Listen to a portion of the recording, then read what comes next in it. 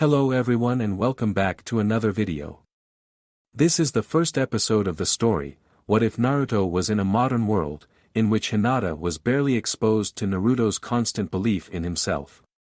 Now in her mid-20s, she meets him again and discovers a crack in her careful wall of Hyuga perfection. To show your support, like and subscribe. Let's get this show going. Past and present, the sound of keys jingled sharply in the cool November night as Sakura twirled them around her index finger, something she did when she had a lot on her mind. She'd developed that habit after earning her driver's license 10 years prior. The cool crisp air of the city night bit her skin unmercifully, forcing her cheeks to redden against her will. She scanned the lot of her workplace for her pink Volkswagen Beetle and quickened her pace towards it as she spotted it in the distance. She contemplated how high she would crank the heat up to clear the numbing feeling in her hands. What a bitch, she muttered to herself, recalling the meeting between her boss and her new boss. She had been pleasantly surprised to see Hinata Hyuga as the new head of the Hyuga Corporation. It had been a shock to the entire company when Hayashi Hyuga had recently stepped down due to medical reasons. Sakura had known one of his children was taking over, but she hadn't realized that Hayashi was Hinata's father. The more you know, she thought half-heartedly. That meeting had been a total and complete disappointment on a personal level. She had failed to become friends again with an old acquaintance.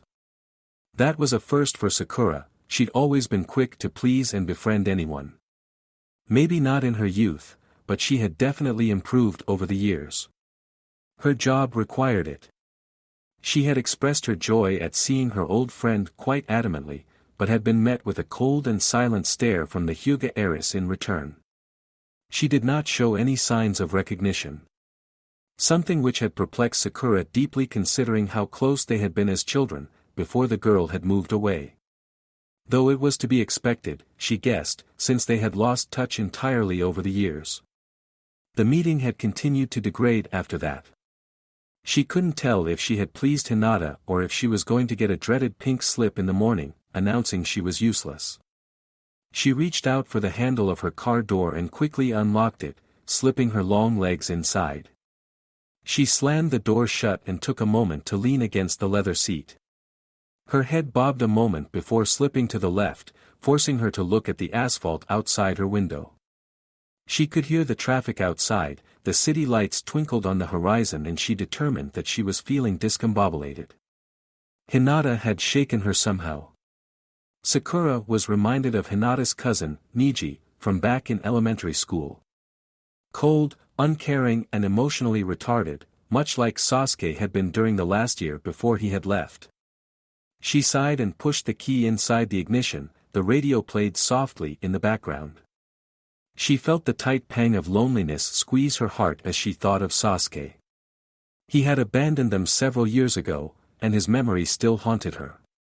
She hadn't heard from him since she was 16, but his presence had left such a huge impact on both Naruto and her.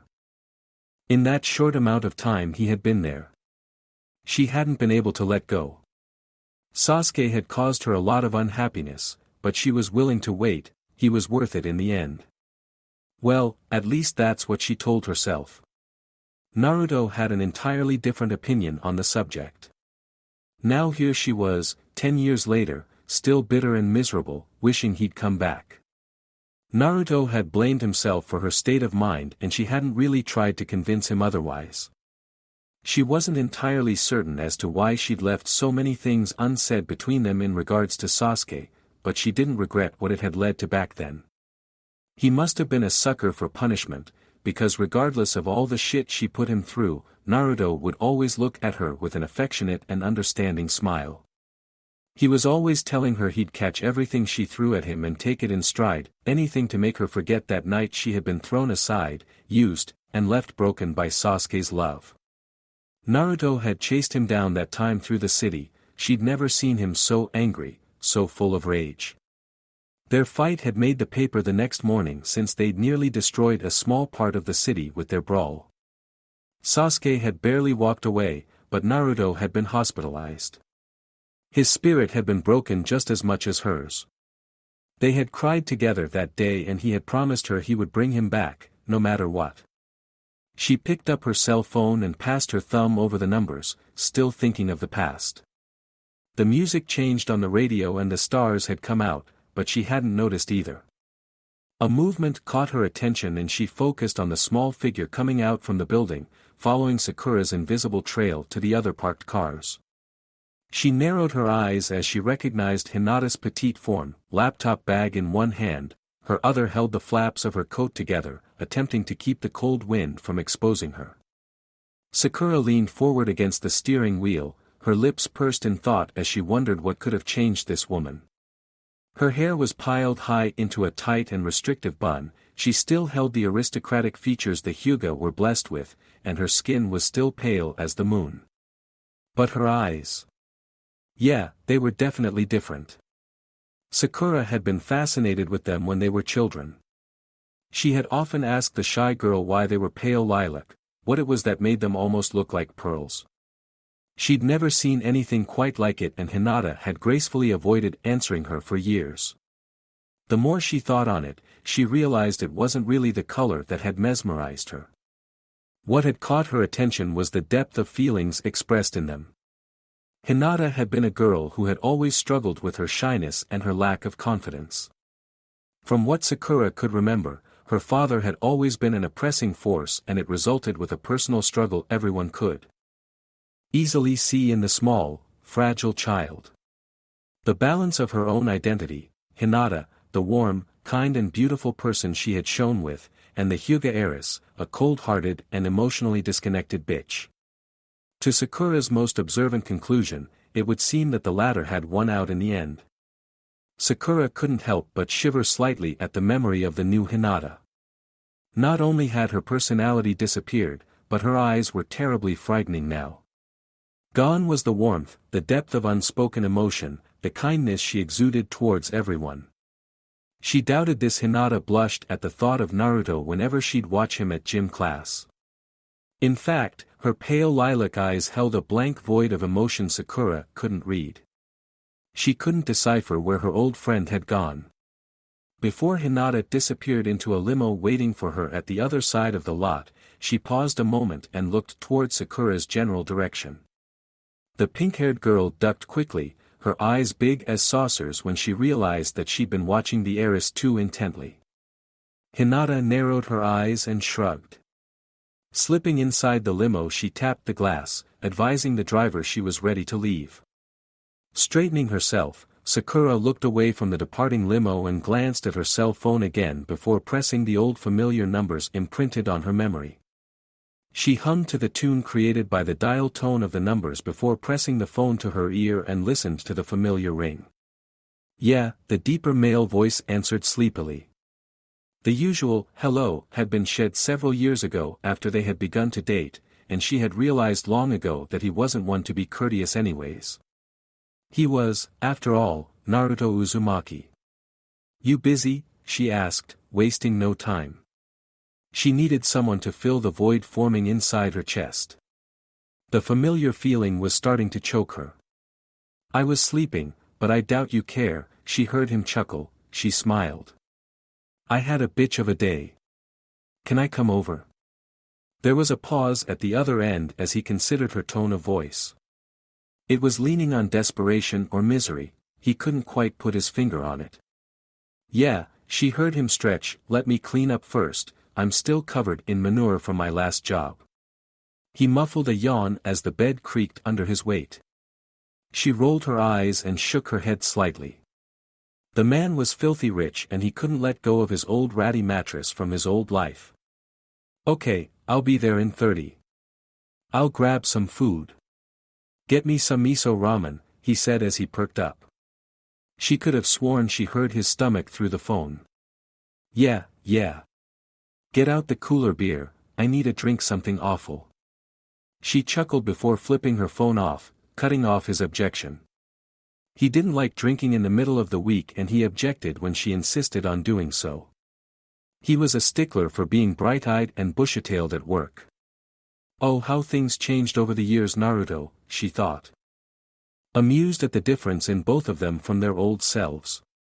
She backed out of her reserved spot and pressed her foot on the pedal, leaving behind her troubles and headed towards the bright warmth of her friend, her ex-lover, and her reason to still be alive. The hot water slipped down Naruto's flesh, licking his skin like an old familiar lover. He closed his eyes and enjoyed the heat seeping into his sore muscles. That last job had really taken a lot out of him. He popped open the shampoo bottle and poured a large amount into his hand and slapped it onto the mass of yellow tangles identified as his hair. His long, lean fingers massaged the scalp, washing away the sweat of the day and the offending smell of horse shit. He smirked, thinking how Sakura's practical joke had led him to this life. Naruto had done quite well for himself over the last several years. He had established his own little empire in the business world of landscape architecture. Sakura had often teased him for years over his secret obsession with plants and had dared him once to enter a competition when they were 20 years old. Offended that his lover of 2 years at the time was making fun of his secret love, he stubbornly entered it. To her dismay, he wiped the competition clean with something he half designed, not taking the competition very seriously. He had won first place and bragging rights over Sakura, who'd had to buy him ramen for a year. This competition had tumbled into a contract with the city of Konoha and led to his opening a very successful business. 6 years later, he was now famous in the world of landscaping.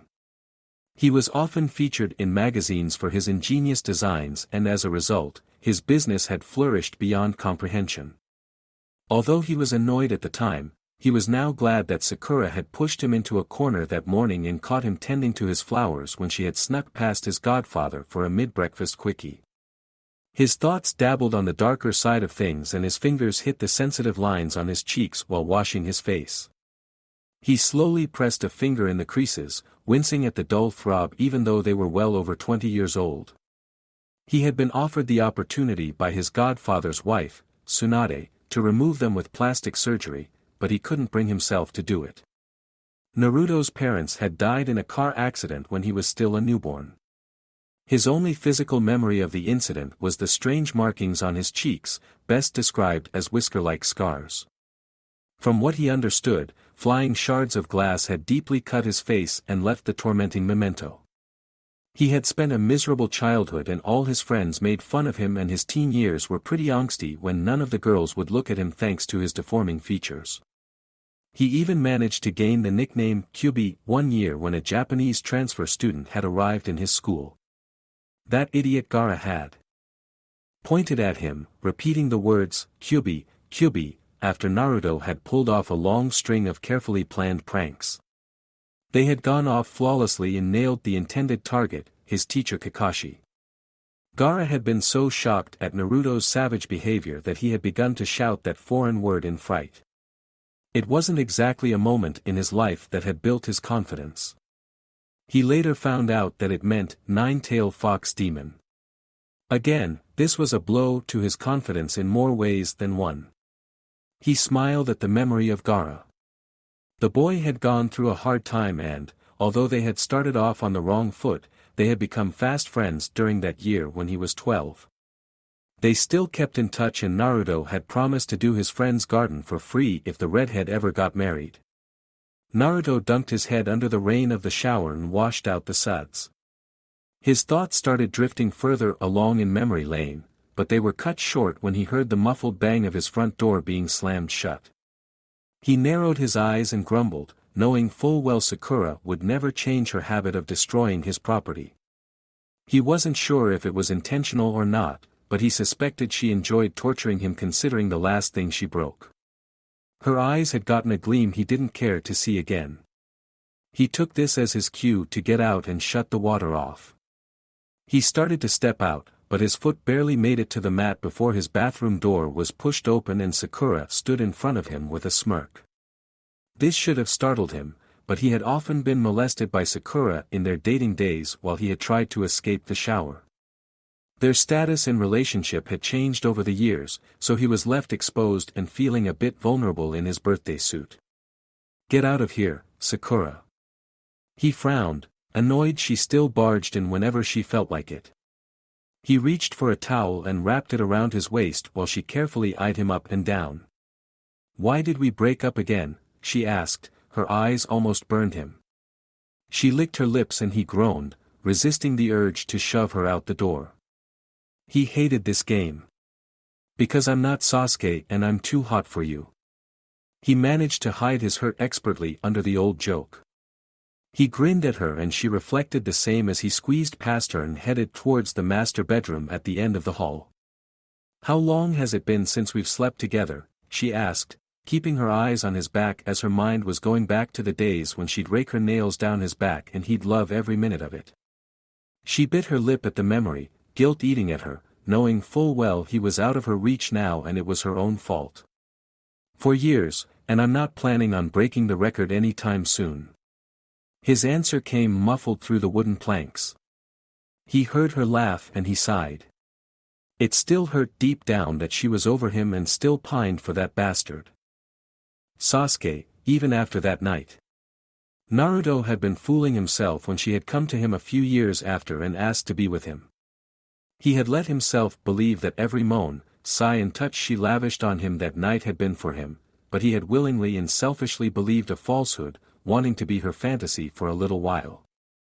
He should have recognized the look in her eyes that night. He'd seen it too often in his own reflection, that deep and unrelenting loneliness. Complete misery. They had filled each other's hurt for nearly 4 years, but he soon came to understand that she was still seeking Sasuke, still fulfilling her fantasies of his rival with his body. It haunted both of them. She had used him and he had used her to fill the void in their lives. His loneliness had disappeared and he was just glad someone had wanted him, seriously or not. He loved Sakura deeply, but when it dawned on him that she would always hold Sasuke closer to her heart, higher in her mind and love him deeper than she ever would love him, he knew it had to end. Once he stopped believing his own excuses, he broke up with her, refusing to live in the lie any longer. He dressed quickly, before she decided to barge in to startle him, and stepped out of his room. She had already left and gone back downstairs to his kitchen. He could smell the ramen from here and his mouth watered as his stomach groaned. He quickly made his way downstairs, taking the steps 2 by 2 and had to repress the urge to run across the den to the kitchen like a child. "So, what happened today to make you want to grace me with your holy presence?" he casually mentioned as he sat down on one of the stools around the kitchen island. She shot him a dirty look before continuing to dig for chopsticks. Naruto always kept a handful since Gaara had made him addicted to ramen. The blonde often complained that he could only eat ramen with the infuriating wooden sticks since it tasted better. She couldn't tell the difference, so she chalked it up to Naruto being difficult. "I met my new boss today." "Oh. Is he all old, wrinkly and mean?" he smirked, his tanned hand reaching out for a chopstick.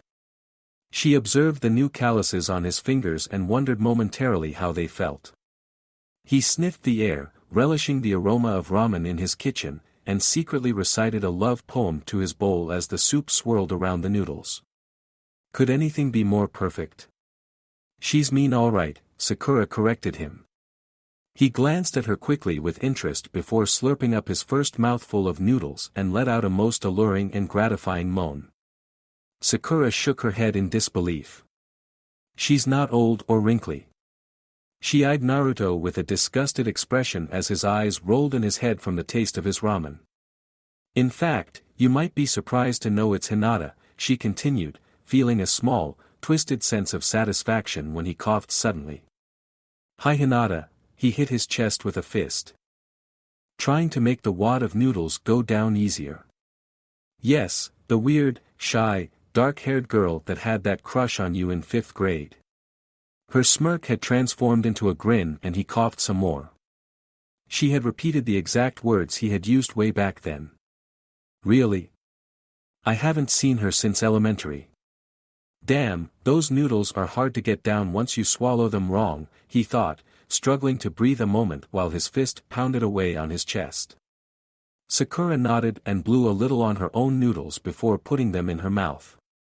"She's pretty different," she managed to get out while chewing. Naruto lifted an eyebrow curiously, finally getting himself under control. "How so?" "She's a lot colder, bitchier, and she doesn't seem to remember me, she fumed, still annoyed that the woman had dismissed her so easily. Really? That seems unusual. She was such a nervous person back then.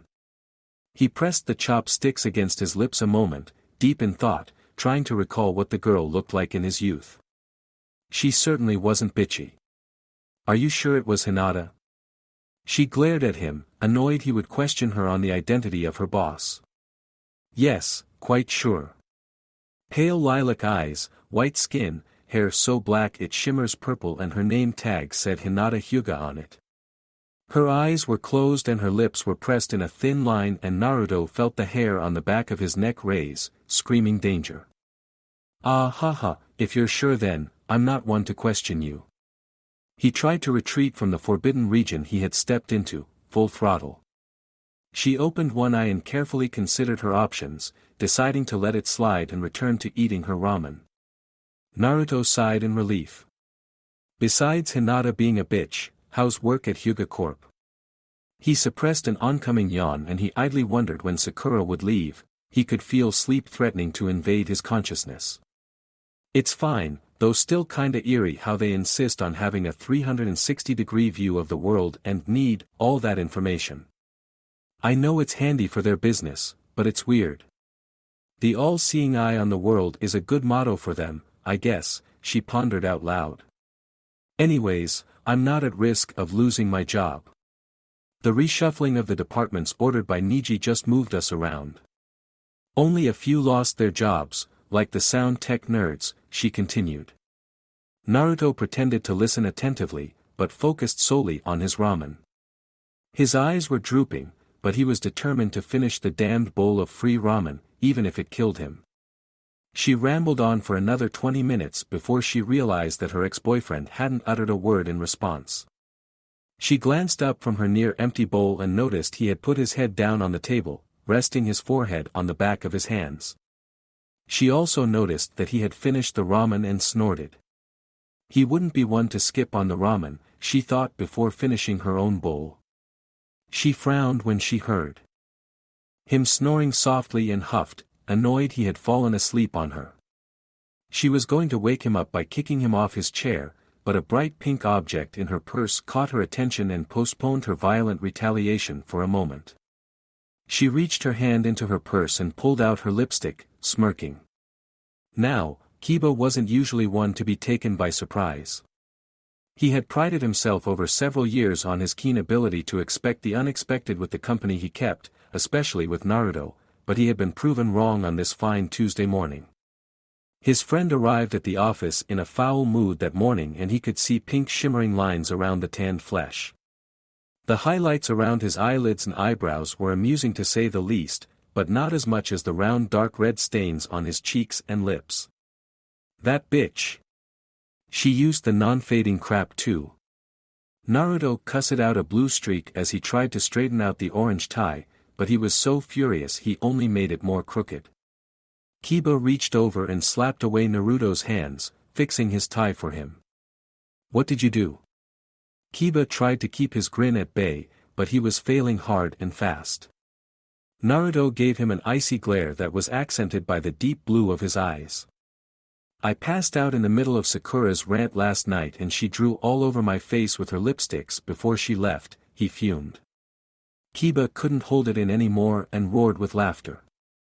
Oh fucking hilarious. We have a major presentation today and I look like a fucking clown. That didn't do anything to stop his partner from laughing, in fact it made it worse. Tears had the nerve to slide down his friend's face. Naruto glared at them, naming them traitor and infidel.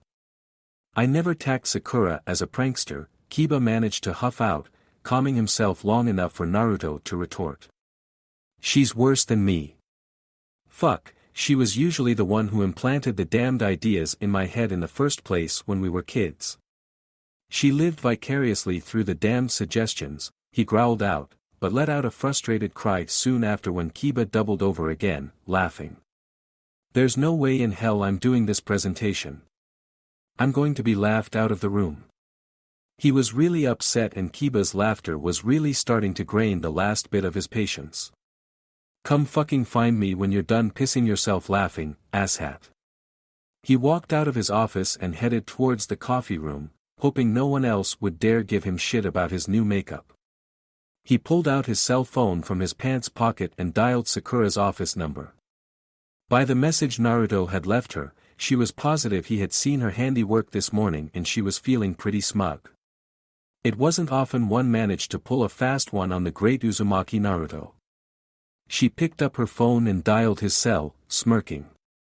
"You," was all she heard when he answered. "Me what?" she said innocently. "You do realize you used that shit. That can't come off for 24 hours, right?" He was unusually more angry than necessary at her prank, so she decided to take him a bit more seriously. "I'm not sure. I just grabbed what I had in my purse. You got what you deserved for falling asleep on me." She felt quite justified. "Jesus. I have a presentation with a major client today and you made me look like a fucking clown for 24 hours, Sakura," he yelled this time, loud enough to draw her coworker's attention her way. She blushed, turning herself around in her chair. "Are you serious? Why didn't you tell me?" she whispered harshly into the phone. He blinked in surprise at the other end of the line. "Don't turn this on me, missy. It isn't my fucking problem you didn't know I had a meeting in the morning. You drew all over my face with a permanent lipstick because you got your knickers in a twist over my falling asleep in the middle of your rant," he shouted again. She bit her lip when she realized she had moved the blame on him. "I don't wear knickers for Pete's sake," she retorted, annoyed he made her sound like a granny. "I wear thongs, pretty ones at that," she huffed. Naruto rolled his eyes. As if he was supposed to give two shits what underwear she liked to wear. "Are you even feeling a little sorry for me?" he whined. She did, sorta, but she wouldn't tell him that. "Well, I do feel bad you won't get your oodles of millions of dollars from that deal. Should have stayed awake, babe." She flipped the phone off before he could get a chance to cut her apart with anything angry. She had really messed up and she promised herself to buy him ramen every day until he forgave her. Sakura. The pink-haired girl stiffened at the sound of her name.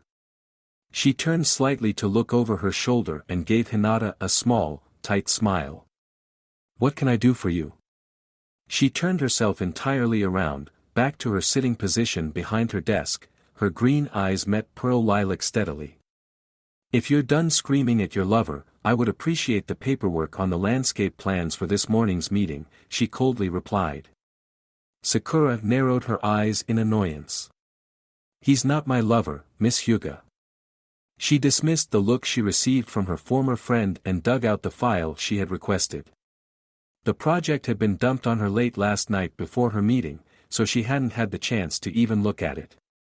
"Here's the file," she paused. Her fingers brushed the name of the company that had been chosen and she let out a groan. Hinata pulled the object from her unwilling fingers, resulting in a tiny tug of war that momentarily cracked Hinata's strict demeanor. Sakura let go once she clued in her boss was tugging quite hard and smiled sheepishly, apologizing as her boss walked back to her office. Rasengan Landscapes. Naruto was going to kill her. For real this time. No amount of ramen was ever going to bring forgiveness. The phone met the wall with a loud crack and Naruto introduced the rest of his staff to his angry voice, startling them. That woman infuriated him beyond reason sometimes. "Relax, Naruto. I'll call my sister and see if she knows a trick or two to get that shit off your face," Kiba muttered behind him. His hand fell on Naruto's shoulder as a sign of comfort, but the blonde shrugged him off in irritation and rubbed his face, pinching the bridge of his nose. "I must have been insane to date her for so many years. Seriously, who does this to a person at 26? You're just mad she thought of it first," Kiba laughed, Naruto grumbled. "Well, maybe." His hand dropped away from his face and he did feel a small amount of pride for Sakura's prank, it was pretty good. Still. That's beside the point. He threw his hands up in the air in frustration and began to walk around in a circle. Kiba watched him, fairly amused as he continued to cuss and wish terrible things on Sakura. The phone rang from its discarded position. Naruto picked it up and tried to answer it, but he had broken it in his demented rage. This roused more cussing out of him and he left the office to get himself a new phone, entirely forgetting that he looked like Bozo the Clown. Kiba laughed, again. "Ino! Ino!" Sakura shouted as she ran through the office. The blonde looked up from the ad's mock-up she had sprawled out in front of her and gave her friend a quizzical look. "What? What's wrong?" She knew Sakura to be fairly calm, so her panicked voice had her a little bit worried. "I majorly screwed things up for Naruto and I need your expertise." Ino sighed. Sakura was pretty good at pissing off her ex-boyfriend. "What did you do this time?" She shot Sakura a half-lidded glare, to which Sakura lifted her chin slightly, lips pressed in retaliation. "He deserved it. It was just bad timing on my part to prank him with it," she offered as an excuse. Ino only raised an eyebrow and crossed her arms in disbelief. Okay, fine. He didn't really deserve it, it was my fault for showing up so late and I didn't know he was meeting with Hyuga Corporation today for a major multimillion-dollar deal. I need your help," she was almost shouting frantically. "What? A deal with the Hyuga? What did you do to the poor man?"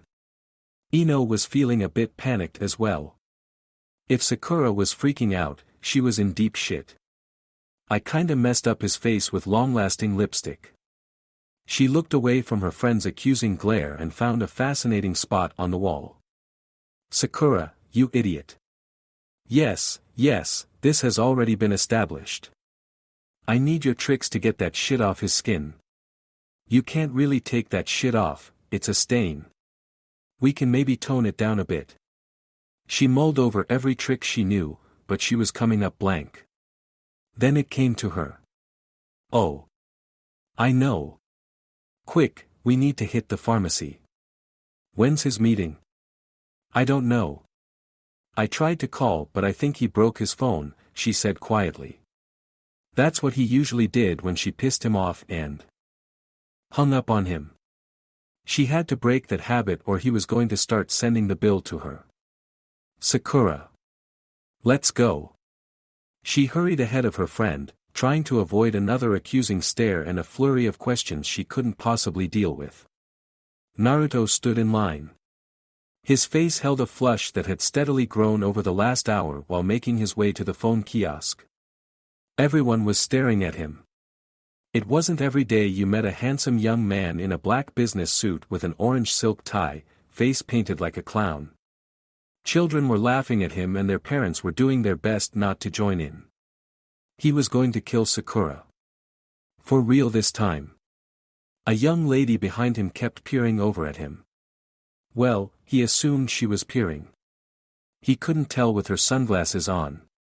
She did a good job at keeping her face quite impassive, he had to give her that. "What?" he finally blurted out after the 10th, peering from her. He startled her and she softly apologized. He shrugged in response. "Why is your face like that?" she pointed. He frowned in annoyance. "It's a reminder that I have to kill a certain woman later this afternoon." "Oh. A lover's spat? Dear God, no." She got annoyed I fell asleep in the middle of her anti-boss rant. So I woke up with this on my face. You can't wash it off with makeup cleaner? Her voice tickled something in his memory, but he couldn't quite put his finger on what it was tickling about. That would require me knowing what that is. He sighed. Maybe soap and water wasn't the best solution when dealing with feminine products. He sure as hell wasn't going into the pharmacy to ask the girls there what to do, he'd get laughed out of the store. The young woman reached into her purse and pulled out a piece of paper and pen, jotted down the name of a product and handed it to him. She still didn't smile, but he could have sworn he saw a faint smirk there. Great, she's laughing at him too. Here, I use this when my own smudges on my skin. It takes away most of it. He took the piece of paper from her delicate fingers, brushing against them. They both felt a jolt as a spark of static electricity passed between them. Startled, Naruto stepped back and the girl blushed lightly. He grinned and opened his mouth to ask her what her name was, but he was cut off by the vendor. "Here's your phone, sir." Naruto looked away for barely a moment and picked up his new phone, checking to see if everything had been transferred over.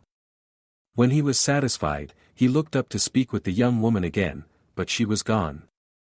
Naruto arrived at his office with a small bag and was met with Sakura and Ino. He gave off a glare so intense, even Ino gulped in conjunction with her friend. "We know how to get that stuff off."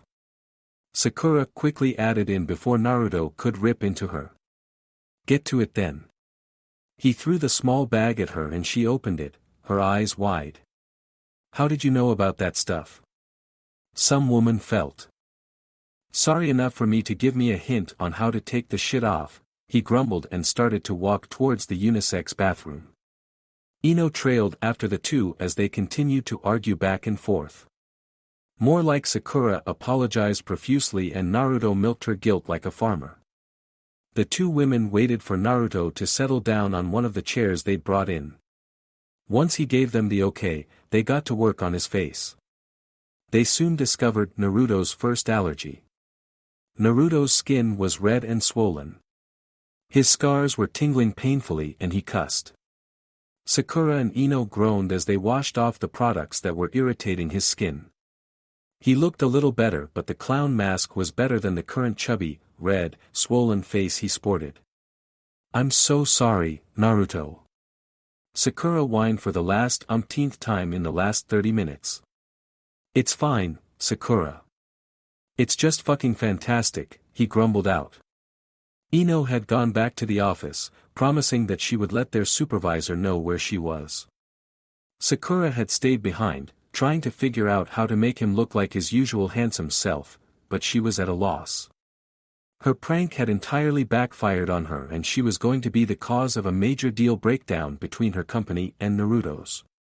They walked out of the bathroom and he straightened out his jacket. "At least this is a medical reason, I can excuse this over the clown makeover." He sighed before glancing over to Sakura and gave her a soft smile. She felt instantly relieved. He had forgiven her somewhere along the line after careful consideration that there was no point being so mad about something out of his control. He put an arm around her shoulder and gave her a quick hug. "Sakura. What are you doing here?" a familiar voice asked, making the girl stiffen in her ex's embrace as she focused her eyes on the petite woman in front of her. Naruto twisted his head around and noticed that it was the girl from earlier that morning at the phone kiosk.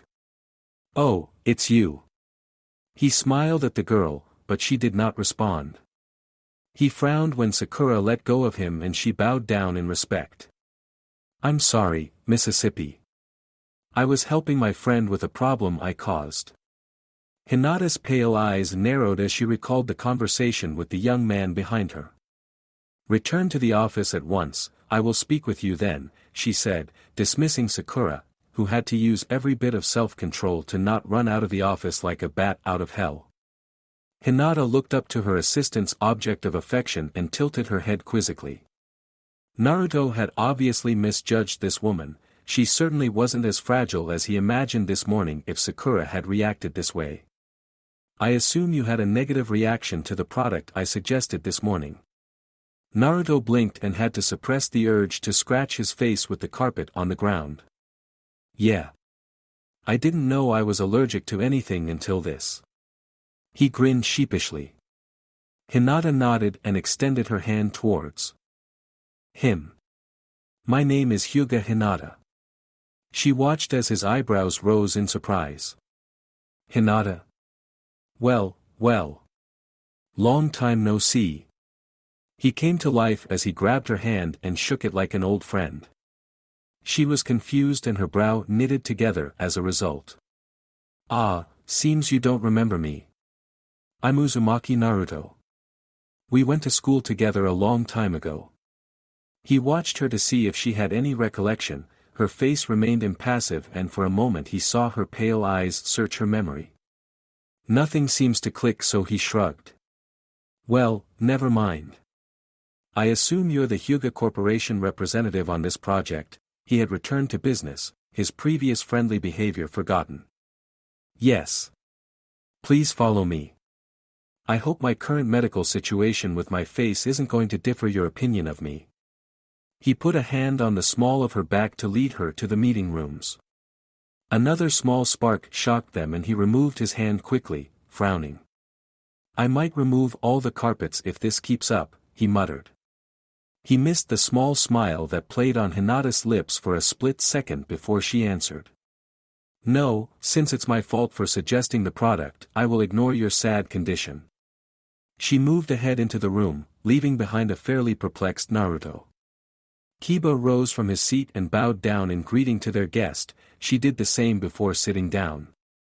Naruto closed the door behind him and prayed this meeting would go in a different direction than it had started. Her origin in robotics. The meeting was going fairly well, to Naruto's relief. They had already agreed on the amount of money the projects would cost and picked the different sites for the gardens. Now they only had to look over several minute details before they could call the meeting to an end. For the internal gardens that the Hyuga Corporation is commissioning from your company, I wish to have specific flowers present in all of them. Hinata gazed over at the open files in front of Naruto. He picked up the bundled documents she was referring to and had begun to thumb through them. These flowers were pricey. This will cost a fair amount of money to have them in all 18 designs. He didn't look up, but he could sense that she had already suspected as much. I'm aware. They have special meaning. Her voice didn't falter as his blue eyes glanced up from the paper and settled on her. His left hand had come up to his face and scratched lightly at the swelling, and she noted a visible wince when his fingers brushed the strange scars. She focused there a moment and something in the back of her mind tingled. They seemed familiar. Okay, I will draft designs for these for your approval. I will need photographs of the areas you intend to convert and measurements. I will also need access to the sites so that I may personally see them to plan better. He set aside the bundle of documents and picked up the next file. This one was for the design of Hinata's personal garden at home. I will give you a pass that will allow you to come as you will through the necessary buildings. Once your staff has been chosen, they will be outfitted with passes as well, she said, nodding. Naruto pursed his lips in thought.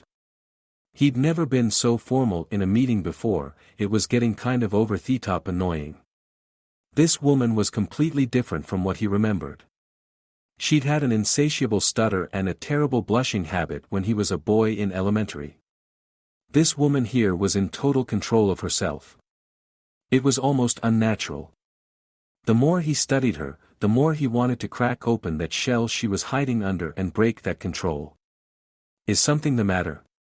Her question broke his train of thought and he raised his eyebrows in surprise. Oh. No, I was just thinking on the designs, he quickly covered up. Once I start designing your personal garden, I would like to visit your home, he casually mentioned. Hinata blinked. Had he offended her? Naruto likes to design the gardens to reflect the personality of the owner. He usually meets with his clients on a frequent basis to get to know them better and to see what would work best in the gardens. Kiba interjected, sensing that Naruto had entered forbidden territory with Hinata. Naruto barely held his look of confusion in check and Hinata merely nodded. That is acceptable. She picked up her files and stood up, indicating that she had said what was intended. Naruto followed suit and led her out of the office. He decided to take a chance on breaking the walls of formality between them. This could backfire on him and he would lose the $15 million deal, but she was worth it.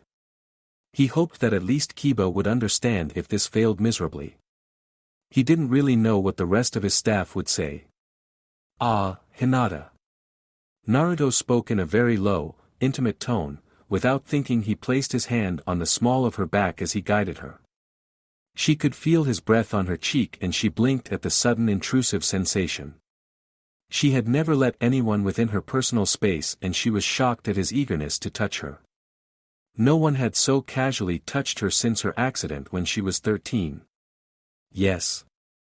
She tried to say it firmly, but it came out as a breathy whisper instead. Don't be too hard on Sakura, she didn't mean any harm when she ranted about you last night. He smiled very slowly at her, his eyes danced with amusement and she was a little dumbstruck by the feeling of his unwelcome warmth.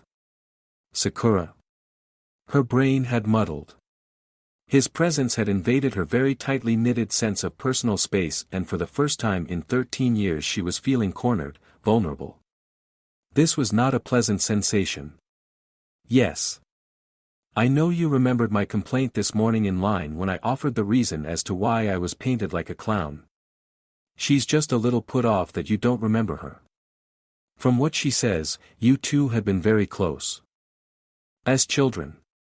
He continued to watch her, his face tilted indicating he was paying full attention to her. Ah, I will keep that in mind. To be honest, well, I don't remember much of my childhood. I was in an accident that caused memory problems. My father has spent much time rehabilitating me throughout my teenage years. Naruto had to suppress the urge to laugh as the whisper of a stutter came out of her. She wasn't too far away. I'm afraid I do not recall Sakura or you for that matter, she added, her gaze meeting his, almost in apology. Oh, is it permanent memory loss? Naruto asked, concerned for her.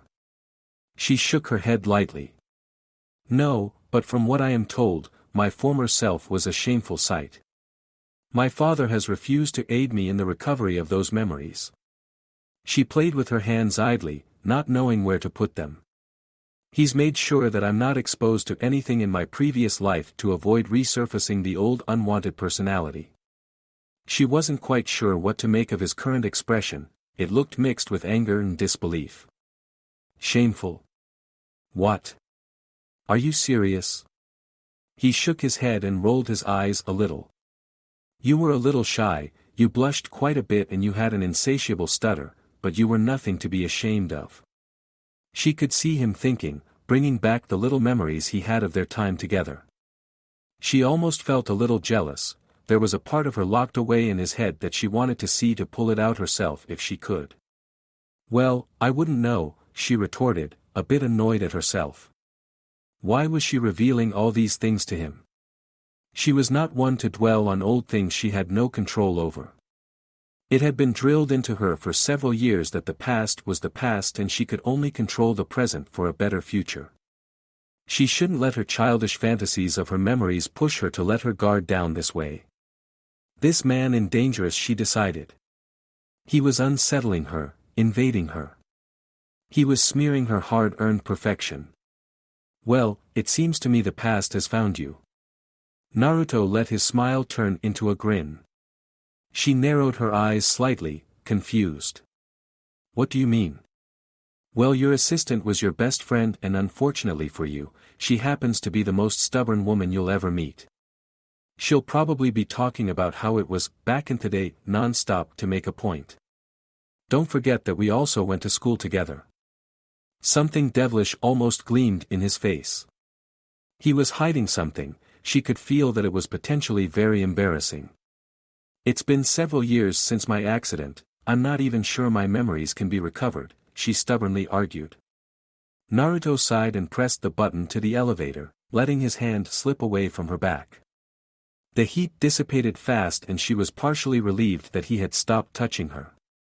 She could finally put a complete sentence together in her head. She was unsettled with his close proximity. She hadn't really paid close attention to his face before, but even with the bloating from the allergy, he was rather striking and she felt exposed to his blue eyes. They threatened to dig deeper into her past. She could feel it and she wasn't sure she was able to deny his access. True, but never say never to an Uzumaki. That's challenging them and they're never one to ignore a challenge. He watched Hinata as she stepped onto the elevator and she tilted her head slightly, her interest in the man increasing. And I would have to say that you, Hinata Hyuga, are a challenge I'm interested in taking. He let another lazy smile cross his lips while he spoke the words at a very low decibel, meant only for her to hear. The doors had barely shut and she realized that again, for the second time in 13 years, Naruto Uzumaki had managed to bring out a habit she had forgotten. She blushed, deeply, and sputtered out an incoherent sentence of shock. "Found you," Naruto thought as the elevator began its descent. He turned and walked towards the meeting room to discuss the plan of action for this very lucrative deal with Kiba. Hinata hadn't contacted him since their little tete-a-tete a few days prior. Instead of worrying about if he'd crossed the line with her, he focused on studying the photographs provided and the flowers Hinata wanted without exception in her gardens. He was intrigued further once he'd thought on the meaning behind the plants. Her list was short, but very meaningful. Butterfly orchids suggested that someone was on her mind, the lavender heath spoke of isolation. The white heath called out for protection and wishes. She also wanted lily daffodils, which meant pride. The galax represented encouragement and the sword lily shouted strength of character. But the one that had him the most perplexed was the last set she requested. This one had a star next to it, meaning she wanted the most of the purple hyacinth. It represented sorrow and to be forgiven. She was surrounded with a mist of mystery that was slowly entrancing him. He wanted to take her apart, lick her wounds and put her back together again. He was intrigued and he hadn't been intrigued by a woman since the first time he'd met Sakura. "Do you think she's a robot?" Sakura asked idly, her spoon tapping on her lips while she leaned in the leather chair towards him as she pulled her feet up on the small magazine table. This pulled him out of his thoughts, which were dangerously turning smutty. She looked at him expectantly. "Who? Hinata?" He raised an eyebrow in wonder as he scratched his head with the dull end of his pencil. His face had gone down in swelling, but his skin had begun to peel and the itch was making him insane. He had resorted to scratching his head as a placebo to satisfy his need. Sakura could barely look at him, he was like a leper. "Yes, her." She stared at him with disbelief. "Who else would I be complaining about?" She rolled her eyes at his lack of attention. "No." He had to resist laughing as he continued, "I'm pretty sure she isn't." His eyes rolled slightly before returning to the sheet in front of him and continued to ignore the girl. He wasn't really interested in her debunked theories. "She has to be. Never in my life have I seen someone so detached." "You're just mad she doesn't remember you because of her accident," he mumbled out as he picked up his ruler, laid it down on the draft paper and marked the distance between one mass and another. "I am not," she tried to argue, but Naruto glanced up, half-lidded, and she slumped. He'd won the battle before it even had a chance to start. She hated it when he did that. Someday she would win the glare battle and it would be a glorious day indeed. In fact, she even had the victory dance worked out step by step in her head. Well, okay. Maybe. Though it's kind of weird how she's so robotic. I wonder what happened to her. She sighed. He shook his head and groaned, wondering if she was paying any attention to what he was saying. Didn't he just say she lost her memory in an accident? Well, she did say that her father rehabilitated her, and from what you've informed me, he was a complete prick and was never happy with her. She probably got brain-washed into it. He brought his attention back to his draft, thinking he was the only one in the room with the ability to think logically. "Wouldn't it be easier if you did those on the computer?" she asked. Naruto hummed a moment before answering her. He was on a roll and didn't want to break his train of thought on the design.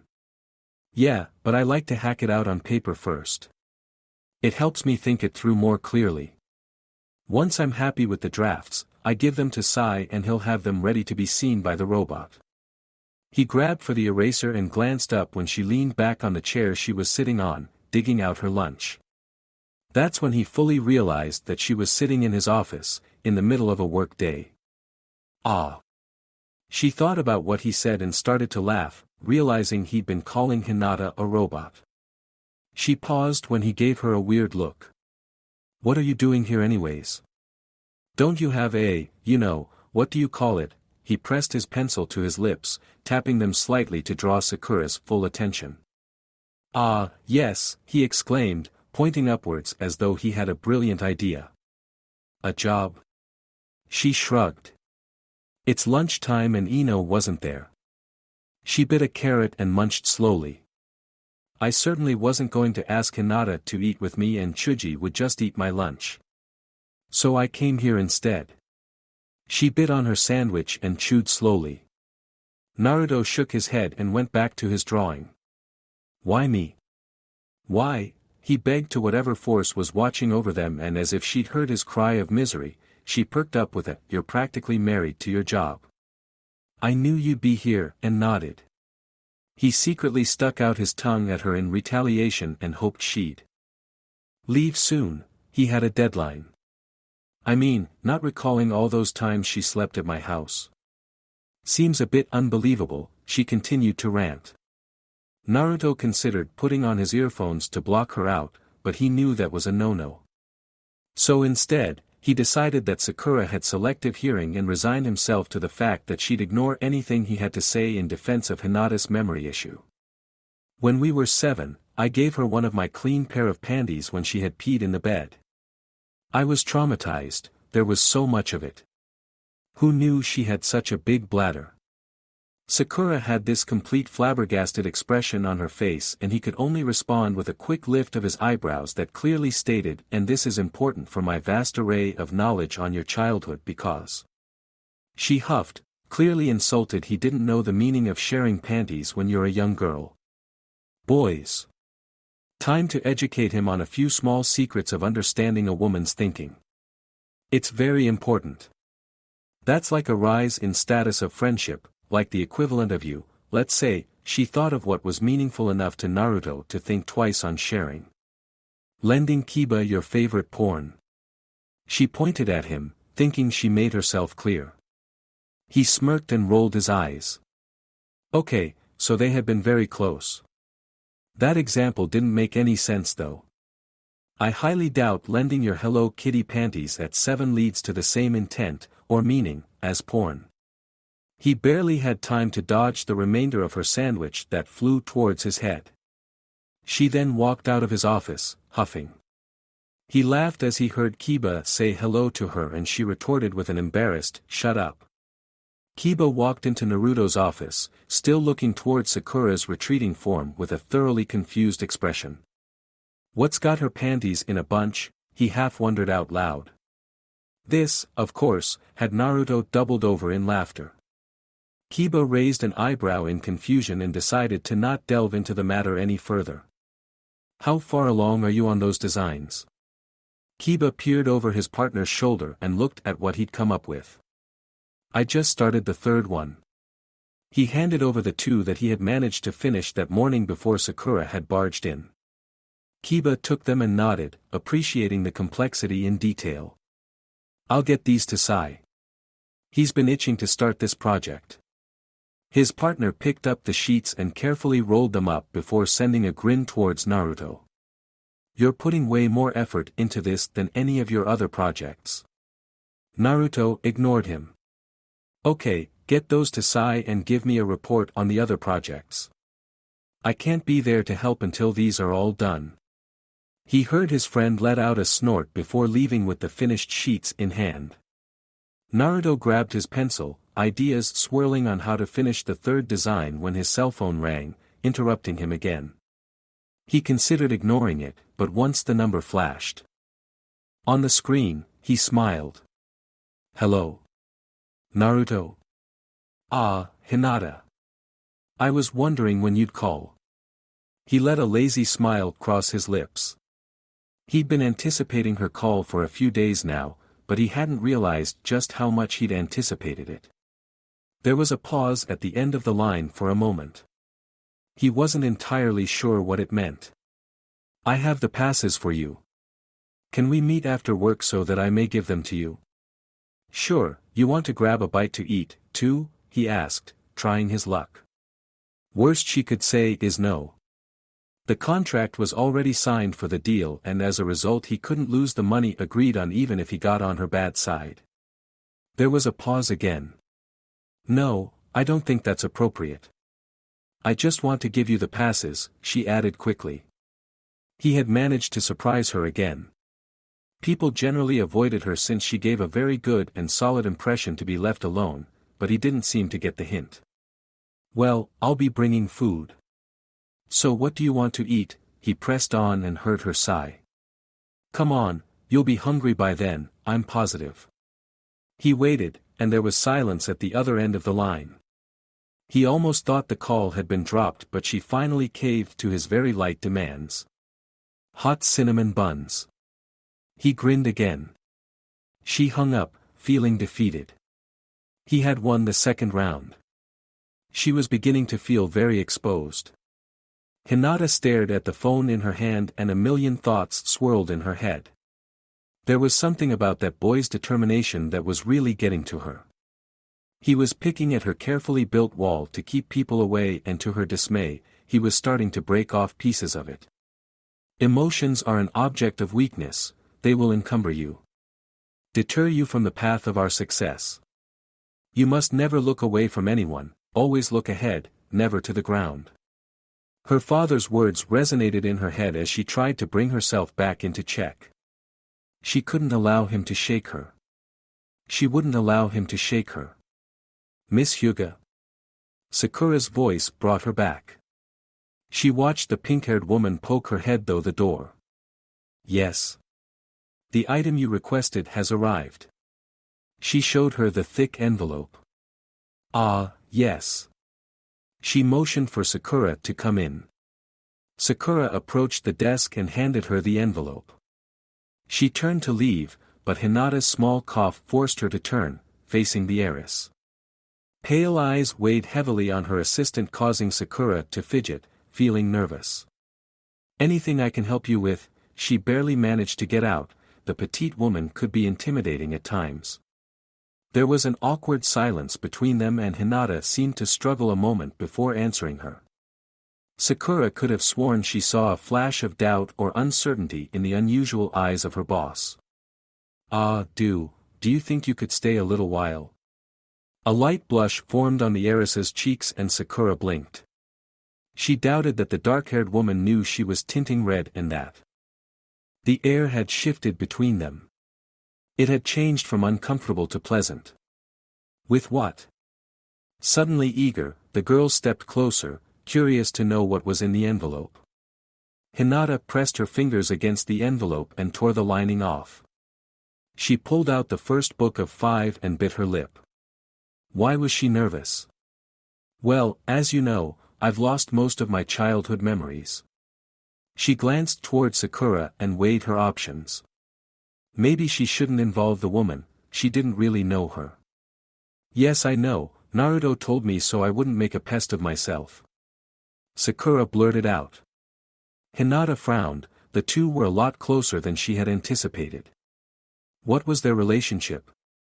Sakura gave her a strange look, she couldn't read her boss's expression. I inquired on my elementary yearbooks. I would like you to help me identify some of the... She was cut off by Sakura's shout of excitement. Are you serious? I'd love to help you. You want me to dig out the old pictures from our sleepover too? My mom kept all that old stuff. A flurry of words came barreling out of Sakura's mouth and completely overwhelmed the petite woman. She had pictures of them. Was all she managed to say before Sakura had pulled a chair next to her and grabbed the first yearbook out of her hands, flipping quickly through the pages. Hinata tried to absorb all the names and faces Sakura pointed at, all the activities and the stories, but she was having trouble grasping the quick speech. There was one glaring thing she noticed in all the pictures she found herself in: her father had been correct, she was unnoticeable, inverted, and her obvious lack of confidence was an insult to the Hyuga. The more she looked at the pictures, the less she wanted to remember, and she felt a deep shame creeping in. Oh, I love this one. Sakura pointed at a picture in her final year. Hinata followed Sakura's index finger and noticed a young boy with his arm around her shoulder, grinning and giving a peace sign with right hand. Her younger self was a deep shade of red, her eyes wide and shocked, while her classmates looked like they were laughing. She reached out and touched the image, her index finger tracing the faded marks on the cheeks of the boy. This is Naruto, she half whispered. Her mind had begun to work hard suddenly as she tried to recall this specific moment. They were in their gym outfits. Yeah, this was during the athletic meet. You and Naruto were partners for the martial arts competition. You guys lost the last round against some older kids that year, but he didn't mind. In fact Hinata couldn't hear Sakura. All she could hear was the childish voice of a boy. Don't let it get you down, Hinata. You did great. You were amazing. Keep your chin up, Hinata. Don't let what your dad just said bother you, we're not losers.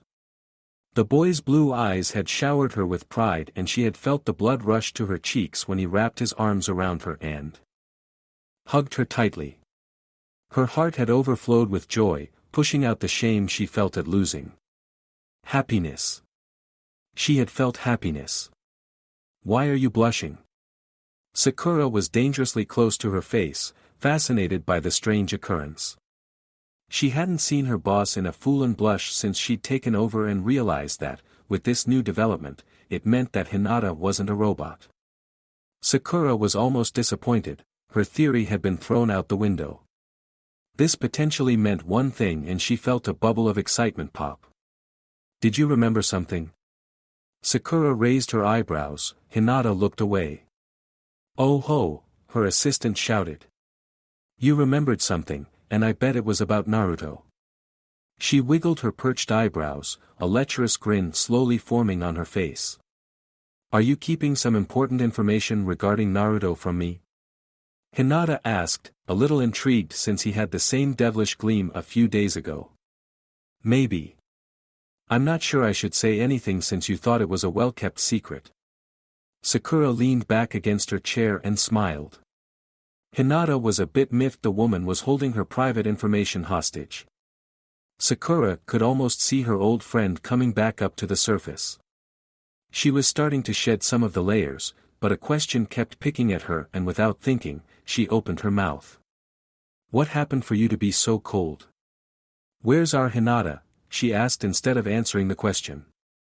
The heiress blinked and stiffened at the question. This wasn't something she wanted to discuss and she felt that she had let her assistant get too close to her. It's none of your business, she cut sharply. The thick air of discomfort drowned out the pleasant feeling that had descended earlier. Sakura was taken aback, the disappointment apparent on her face when Hinata glared at her. She had definitely said the wrong thing.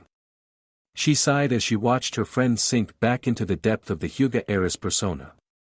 The previous warmth in her eyes was gone, her personality smothered under a thick layer of self-erected walls. The bitch had successfully resurfaced. I'll let you be, Miss Hyuga, she said, putting emphasis on the name, and picked herself up off the chair, quickly walking out of the office. Hinata watched the girl's retreating form. Her vision clouded and something clicked inside her head. The two girls giggled under the blanket. 3M sorry about your bed. The smaller girl whispered before she could feel herself drift off to sleep. Don't worry about it, Hinata. Naruto pees in it all the time, too. My mom has a special plastic on the mattress because of him. The warm hand of her friend wrapped around her own and she was comforted. Friends forever, Kei Hinata. A small pinky reached out and hooked into the small one of her own hand. Friends forever, Sasa Sakura, she had stuttered out. Hinata leaned into her hands, clutching the sides of her head. No. No. I don't want to remember. I am not a slave to my emotions. I am not the shame of the Hyuga. I am not this. Pitiful. Sakura collapsed in front of Ino's desk. The blonde didn't bother to look up. You were in there a really long time. What did you do? Sakura sighed and pressed her fingers to her temples, trying to avoid a headache. Getting this woman out of her shell was way harder than she anticipated. I didn't do anything. She asked me to help her with something. Huh. Why so glum then? Ino watched her reaction. Sakura only shrugged indifferently. I will probably get fired. I think I said something that triggered a memory and she's all anal about it. Anal? Ino knitted her brow together in thought. What did you say? I asked her what happened to her and she shut me out. She sighed as she sunk further into the chair. Her phone rang and she dug it out of her pocket, grinned when she saw the number, and flipped it open. Instead of hello, she made a moaning sound. Ino snorted. Stop that, Naruto grumbled out. Sakura grinned. What can I do for you? Since you barged into my office today and distracted me from my work, I need you to get me some of those cinnamon buns from the bakery near your work. I won't make it there before they close. What? Why do you want those things? She grumbled. The baker always commented on her lack of chest and it bothered her to even go there. Naruto was well aware of this. I promised someone. Please, he used his puppy tone and she crumbled. Damn it, he knew all her weaknesses. Fine, but you owe me. She sighed when he let out a shout of gratitude. Kiba will pick them up before he comes back from Sai's. He looked at his watch, should be soon considering he's been gone almost an hour. I'm sure Sai's done torturing him by now. Sakura laughed. You still use him? He's creepy, and he's got that strange obsession with men's penises. She thought about the first time she met Sai. He had mentioned that Naruto's penis was not worth her precious worshipping time. At the time they were still dating, so she had hit the man quite hard across the face. Naruto had only laughed, saying that Sai was just a little bit socially dysfunctional. That was putting it the lamest terms possible. Yeah, but he's good at what he does. I'll put up with him. Now, get the cinnamon buns. Yeah. Oh, I managed to get under Hinata's skin today. I think she may have remembered a few things. Oh yeah, he had stopped listening to her, digging through his pile of drafts. She sighed when she noticed the telltale signs he'd sucked himself back into work. Never mind, I'll get the buns. I'll talk to you later. Okay. Thanks again. Sakura sighed as she hung up. Ino looked at her from her desk and raised a brow. I think he's seeing someone, she half wondered out loud. Ino laughed. Kiba eyed the box on Naruto's desk. He could smell them and his stomach groaned in protest, wondering why Kiba hadn't torn the box open to devour the damn things. Why did I get cinnamon buns for you again? Naruto pulled on his raincoat and gave his friend a smirk. They're for Hinata. She's coming over here soon to give us the passes to the sites. He heard his friend snort. Are you studying her for the garden project or just trying to get into her pants? Naruto shook his head. He hadn't been with anyone since Sakura and he wasn't sure if he was even that interested in Hinata yet. At this point, she was just a challenge he had the urge to crack. Garden project, he mumbled, though his voice didn't sound very convincing, even to him. He knew Kiba didn't believe him since he shook his head. You have that look. Kiba gave him a half-lidded glare. Naruto frowned. What look? The look. That look you get when you found something challenging. This only means trouble with a capital T. Naruto rolled his eyes slightly, sighing. Kiba had too much imagination and, obviously, he had to give the man more work to keep him from hurting himself by thinking up misleading scenarios between him and a client. I'm serious, Naruto. That woman's more than you can handle. Hell, she's more than what I can handle, he huffed. Naruto ignored him. It's not like that at all. She's an old friend who has a few issues. Split personality issues, you mean, Kiba corrected. He knew the amnesia types, they weren't any better than the ones who were normal. She does not, the blonde retorted. He walked over to his desk and picked up the still cooling buns, took a quick glance at his watch and as though on cue, his phone rang. Punctual, he thought before answering. I'm on my way down, Hinata. I got your buns. He smirked, but apparently the joke was lost on her since she did not respond. I will give you the passes, meet me at my limo. She hung up. Naruto blinked. That was unusually cold, even for her. I've got to go Kiba, don't burn down the office. He heard his friend snort again before stepping onto the elevator. Before the doors closed, he made sucking sounds with his lips to catch Akamaru's attention to say goodnight. The large dog was sleeping in Kiba's office and ignored the sounds. His partner liked to keep the mutt with him when he worked late and Naruto didn't mind. Whatever pleased his workers to keep the business rolling, he would allow it. Once the elevator arrived on the first floor, he waved goodnight to the guard at the entrance and stepped outside. He groaned as the rain poured, drowning out the sounds of the city. He noticed Hinata's limo and made his way to it. She opened the window and poked her hand through, handing him the cards. Naruto raised an eyebrow. Did something happen? He dared to ask. She avoided his gaze and merely shook her head. He quickly realized that the heiress was in full control of the Hinata driver's seat and he didn't know this girl. This was not the Hinata he'd managed to pull out of her shell a few days ago. Hey! His voice held a command she couldn't ignore, and against her will focused her eyes on his face. He noticed that her gaze was devoid of emotion again. He carefully grabbed the cards from her waiting hand and let his fingers brush her skin, trying to bring back the shyness. She pulled her hand away as though she'd be shocked and placed them on her lap. What happened? He asked softly. The pitter-patter of the rain was deafening, but she heard him clearly. Again, his voice held an intimacy that made her heart skip a beat and it frightened her. He watched her intensely, she could read the silent questions in his eyes. They were trying to break in again and she tried to convince herself that she would resist them no matter what. She should have known better. Not even a few seconds had gone by and she knew right away it was futile.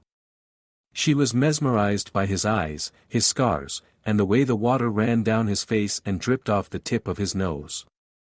She had to suppress the urge to wipe the water off his face. She could feel goosebumps at the nape of her neck when he spoke. The luscious tone of his voice made her want to listen to him all day. She wondered if he would get offended if she recorded it and put the device under her pillow at night, just to hear the comforting sounds in her isolation. What a girlish fantasy, this is not becoming of a Hyuga, she thought half-heartedly, bitter at her own sense of unrelenting pride. Forgotten feelings were surfacing the longer she was in their presence. She was afraid of the old and new sensations merging inside of her, and she was terrified of what it meant. She didn't want to remember, she didn't want to be close to them. Stay away from me, she whispered. Naruto blinked, not sure he heard her correctly. The window closed and the limo pulled away. He sighed and watched the limo disappear. Back to square one. Fuck. He looked down at his hands, pressing his lips into a thin line. She didn't take the buns. The rain poured relentlessly around him as he walked back towards the building he'd just left to meet with a woman he was determined to crack. It hadn't gone very well. In fact, mission, cinnamon buns was a complete failure. Hell, he'd hoped to make a little more ground with Hinata, but she had to go and surprise him by turning on her heels and running as far away as possible, figuratively of course. He ignored the fact that she got her driver to screech out of the parking lot like a bat out of hell. Acknowledging that would be a fatal blow to his ego. Naruto sighed, his fingers lingering around on the bar of the door. The cool metal was a sharp contrast against his heated skin and he wondered for a brief moment if he'd completely screwed up. Something was off though. He couldn't quite put his finger on what, but the way she was acting triggered a memory of something Sakura had said earlier that day. He should really pay more attention when she babbles on about work. He pulled the glass door open and took a very confident step into his building.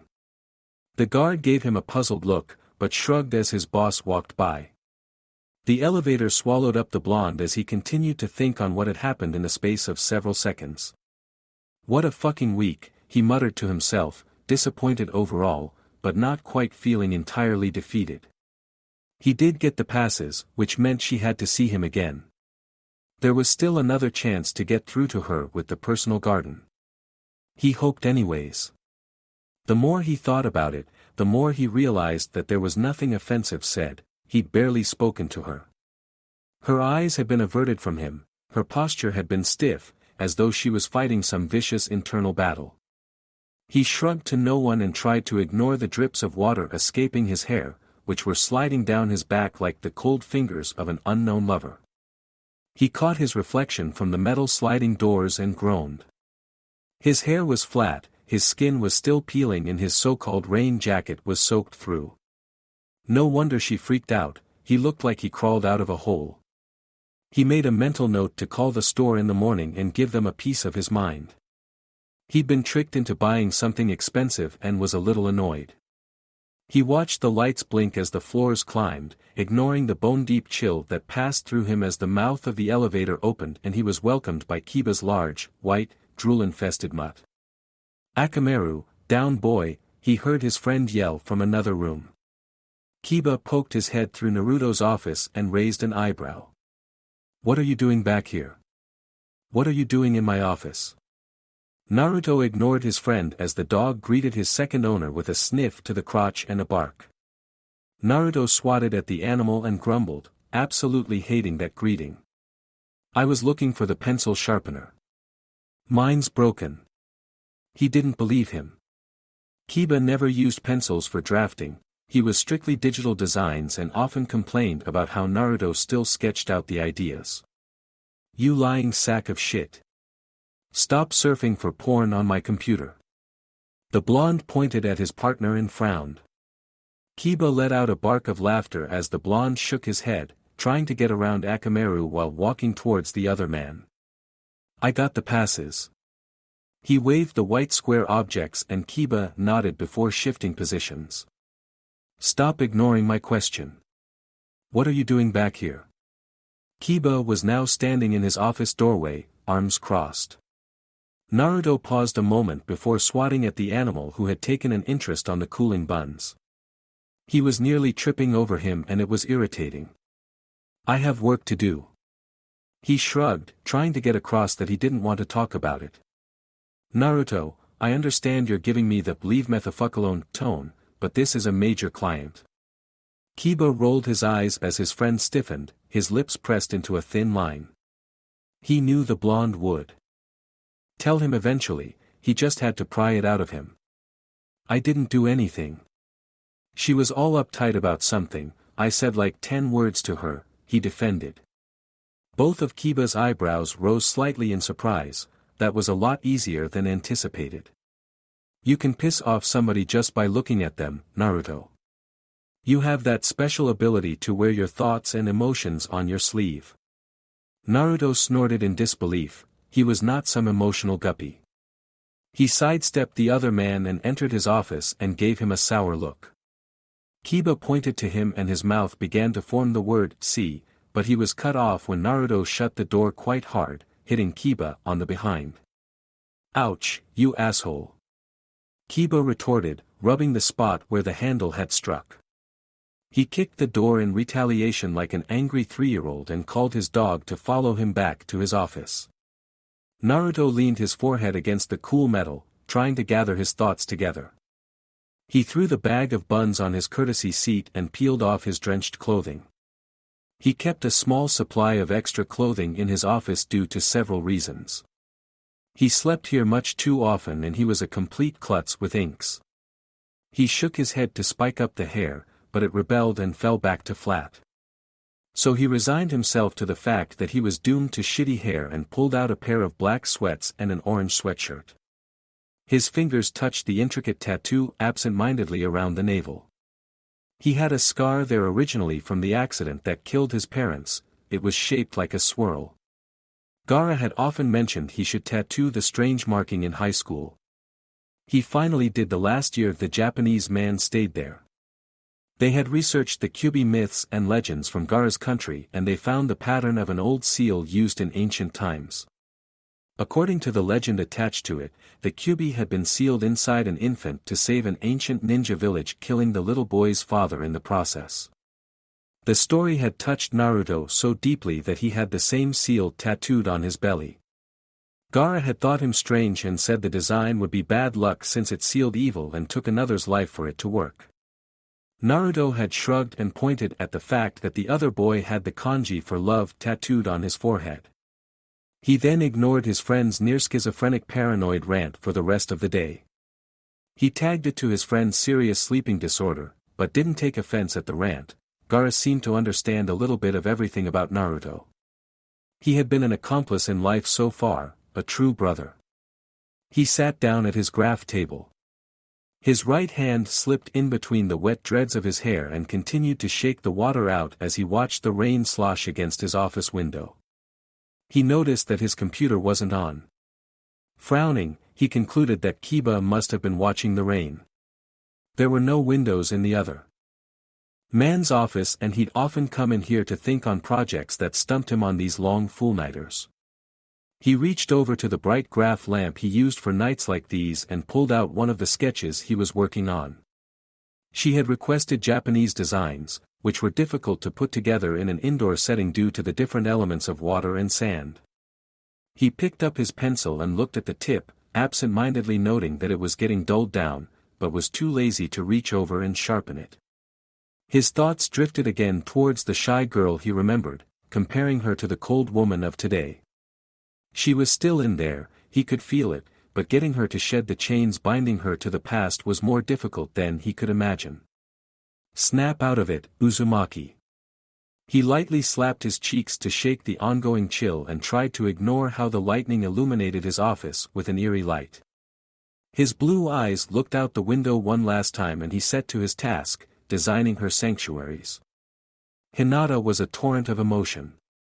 Her calm demeanor betrayed the current storm brewing inside her. She could hear the rain outside the limo's window as they drove away from her past. A flash of lightning distracted her a moment. Her pale eyes watched the clouds as they groaned and released their charges. Lightning traveled the under part of the clouds, flashing quickly. She counted the seconds in her head, wondering how far away the angry lightning had struck the ground. Her finger reached out to the window to tap the glass, silently counting. Something ticked in her head before she reached 5, another flash of lightning illuminated the sky and her eyes followed the quick succession of the lights dancing on the clouds. "Put your seatbelt on, Hinata." The voice was an echo in her head. She frowned as a dark shape formed in her mind. Long hair flowed in a disheveled state, her mother having put it in a hurried ponytail before coming to the car. She looked over her shoulder, her mouth opened, warning her daughter once more to put the belt on. Hinata frowned. Her finger formed circles on the window, another crack of lightning, she counted again. "Why do we have to move? Father's been there for 2 years already, I wanted to stay here. I wanted to be with Naruto." She felt strangely rebellious, arguing with her mother in the car. She knew her mother couldn't devote all her attention to her because of 12 seconds. 12 kilometers, she whispered. Her hands were now idle on her lap, her mind wandering back to the man she left alone in the rain earlier. His piercing eyes had left her feeling vulnerable, opened, and she'd had to get away. He would discover all her secrets if she let him. "Hinata. I'm not going to fight about this again." Her mother looked over her shoulder again, her eyes hard. Hinata blew a puff of breath in her cheek, crossing her arms, and refused to put on her belt. She was sitting in the back, her mother would never be able to reach her. Hanabi gurgled and cooed next to her. The young girl was unaware of the rebellion and reached out for her sister. Hinata glared at her, causing Hanabi to laugh, happy her sister finally paid attention. Another flash, the sound was near instant and it startled Hinata out of her daze. "Don't make me pull over, Hinata, put your damn seatbelt on," her mother threatened. Hinata continued to ignore her mother, sticking out her tongue. 1.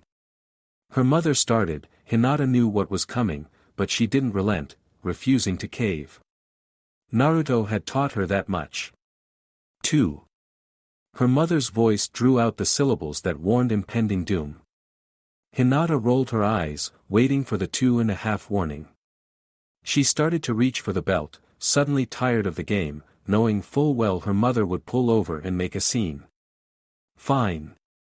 The limo swerved suddenly to avoid a pothole. Hinata felt her heart leap out of her chest.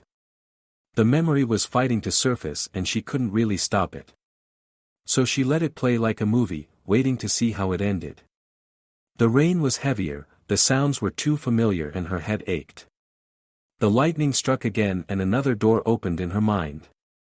Her mother looked away from the road, watching her daughter for a split second while she was putting on her belt. She shook her head wondering where this stubbornness was coming from. Hinata screamed. Her hands trembled, her stomach squeezed uncomfortably as an old fear tumbled out of her memories. Another flash of light caught her attention, her eyes widened as the scenery changed from an empty road to the two bright lights of a semi-truck slamming into the side of the minivan her mother was driving. She could see it. She could see what her heart had locked away. Her mother, both arms raised over her face, mouth agape in a soundless scream. She could see the glass shattering, cutting her mother's face, the metal squeezing, and the sounds of the groans it made as the van was pushed off the road. The semi kept plowing through them, her mother had veered into the other side of the road while yelling at her daughter without noticing. Everything was in slow motion inside her mind as the memories unfolded. She saw the metal squeeze down on her mother, crushing her instantly, her hands limply flailed about as the car rolled. Hinata was still seatbeltless and was thrown about the cab of vehicle. She could feel her bones cracking and breaking, they ached in response as the memory flashed. Bile was starting to climb up from the depths of her belly while her hand pressed against her lips and she sobbed unconsciously. She could hear her baby sister crying, screaming for their mother to calm her. Hinata was tumbling inside the cab, she winced. The ghosts of her past were restless in this rain. Her small body was thrown clear of the tumbling vehicle, sparing her life in the process. The destroyed minivan stopped. Rolling and Hinata gasped in pain as her body lay broken on the grass. She opened her eyes, fighting the wave of darkness threatening to swallow her. She could hear Hanabi still screaming in the stilled car. Her mother was calling her faintly and Hinata forced herself to crawl, tears mixing with the blood leaking from her cut skin. The rain was a violent torrent, unforgiving as she made her way to her family. Her skin crawled and she closed her eyes, attempting to stop the onslaught of memories. They wouldn't slow down and she started to feel her chest tighten. Her skin was clammy and her breath was erratic as panic set in. She was losing control of her emotions quickly. Tears were welling up and she let out a soundless sob against her will. "Mother," she barely managed to squawk it out. Her mother turned her head towards her daughter from the crushed frame of the minivan. She smiled at her, her eyes spoke volume about the dire situation. Hinata could smell gasoline. She broke down into hysterics as her child-sized brain registered how injured her mother was. "Hinata! Hinata!" her mother yelled, trying to calm the girl long enough to see if Hanabi was okay, to see if she could remove her from her future coffin. "Calm down. You need to check Hanabi. Get her out of the van, baby, get her out. Ook mother." She sniffled, trying to gather her wits. She cried out as she tried to stand up. Something snapped inside her as fire began to burn by her mother. "Hurry, sweetie, Hanabi needs you." Hinata shook her head, trying to free herself from the gruesome image of the woman in the driver's seat. Her face had been severely cut, her one arm hung at an odd angle bleeding profusely. She couldn't see past the window, but she couldn't imagine the rest of her body. She kept that smile the whole time in the flash of memory, her eyes always trusting that she would do as she was told. "Get her away from here, baby," her mother had nearly whispered. "What about you, mommy?" Hinata called out, holding her sister tightly as they stepped away from the van. "I'll be fine, baby, I'll be fine. Go under the trees, sweetie, and wait for help, okay?" Oh, okay, mommy, okay," she stuttered, her eyes never leaving those of her mother. She cried, her head hurt and she felt dizzy from blood loss. Her sister was unusually quiet, as though she understood to not be a bother right then, and Hinata was grateful. "I love you, sweetheart," was the last thing she heard from her mother before the explosion knocked her off her feet. Her back hit something hard and she heard a crack as pain invaded her head before falling blissfully into unconsciousness. Hinata screamed inside the limo, startling the driver to a complete stop. She fumbled with the door, tears unleashed and bile locked itself in her throat. She ran out into the rain, gasping for breath as it poured down, and she screamed again into the night before spilling the content of her stomach. "Miss Hyuga," the driver called out as she collapsed to her knees, hugging herself. She started saying to a ghost before her, flickering in and out of her sight as her mother's dead eyes bore into her. Guilt washed over her, 13 years of suppressed grief pouring out in an instant. The ghost smiled sadly and she could have sworn she saw it mouth, "Thank you." Her grief had never surfaced, having been blocked all these years ago after that incident. Her mother's face invaded her, her warmth lingering unwanted. The millions of butterfly kisses she had been showered with as a child assaulted her senses, a forgotten lullaby hummed to her right, her mother's laugh flooded the darkness with a bright light that drowned out the pitter-patter of rain. Ghostly hands hugged her, she felt a hand pet her head in an achingly familiar way, her name whispered with affection. "I killed her," she whispered before the driver reached her as she collapsed from the strain caused by a floodgate of memories. Naruto scratched at the scars on his face in frustration, an old habit he'd been hard-pressed to break from since God was a child.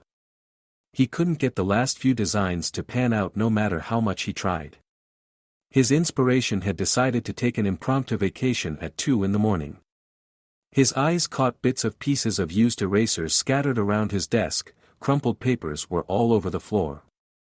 Whilst in the middle of considering how to clean up the mess, Kiba burst through his door. Naruto, whom had been startled at the sudden charge of energy, let out a very girly scream. Kiba nearly jumped out of his skin and screamed as well in unison with his friend. Akamaru barked in alarm and rushed into the office, teeth bared and ready for action. "For fuck's sake, Kiba, will you learn to knock?" he managed to spit out once he caught his breath, his heart was hitting his ribcage hard. Kiba ignored him and beelined for the forgotten cinnamon rolls on the chair. "Jesus, Naruto. You scared the shit out of me." He shot the blonde an accusatory glare and Naruto fumed. Me, he was yelling, and Kiba plopped down on the adjacent chairs, ripping the bag open as his fingers were seeking what he'd been craving for several hours. "Oh, relax." He put his feet on the coffee table and munched away, his eyes closing in satisfaction as the sweet and bitter taste tingled in his mouth. Whoever had been bored enough to create these sweet things was the new deity to be worshipped, thought Kiba. Damn, I could smell these across the building. It's been total torture for hours, he added before stuffing one entire roll in his mouth. Naruto grimaced, disgusted suddenly by the crass eating behavior. So, bits of food came barreling out of his mouth as he spoke.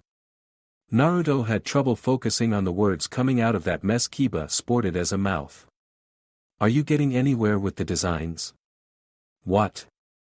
All he had heard was, "Sao are ou a hang niwer with se sazanes." Kiba swallowed hard, coughed a moment and repeated his question. Naruto nodded and pointed at a neat pile of paper. He still had to do Hinata's personal garden, but the way things were going he wasn't going to be able to pick her apart for the perfect design. "What about her personal one?" "What the hell? Stop reading my mind." Naruto scowled as Kiba cracked up laughing. Naruto seemed unaware that he was easy to read. He couldn't hide a single emotion even if he tried.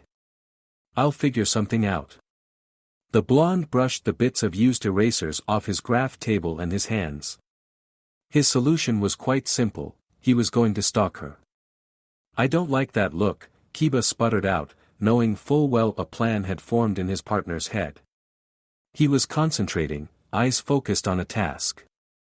It was dangerous when Naruto started to think. Stop doing that. Shit. He hated it when Kiba read him like a book.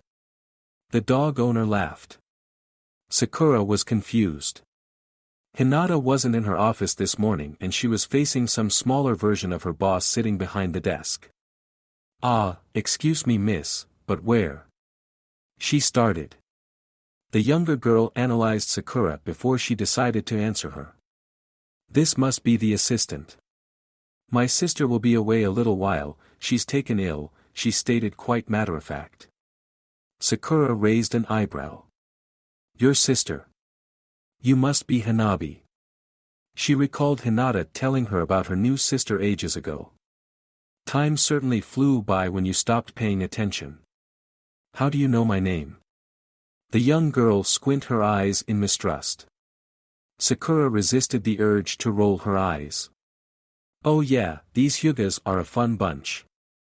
I knew your sister before she lost her memory.